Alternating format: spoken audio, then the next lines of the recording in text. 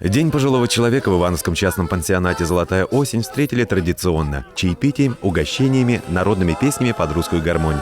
Идея поддержания семейной атмосферы – главное для его руководства. Здесь нет строгого разделения – пациент, персонал. Если праздник, то за общим столом. Если песня, то хором.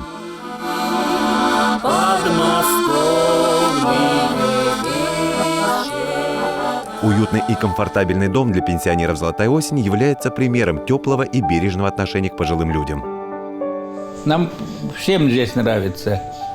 И обслуживание хорошее, обращение хорошее. Самое главное, да, хорошо кормят.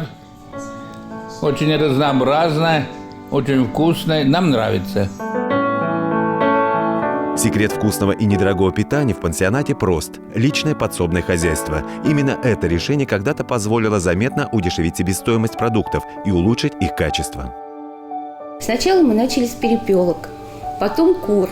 Перестали совершенно покупать яйца, и у нас теперь кушают свое. Для комфортного проживания все комнаты оборудованы телевизорами, удобной мебелью и многофункциональными кроватями. На всех этажах отдельный санузел с ванной и душевой кабиной.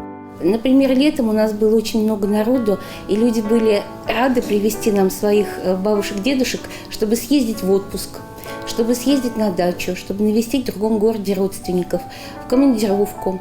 Или кому-то нужно было лечь в больницу, на это время пожилого человека дома одного оставить нельзя.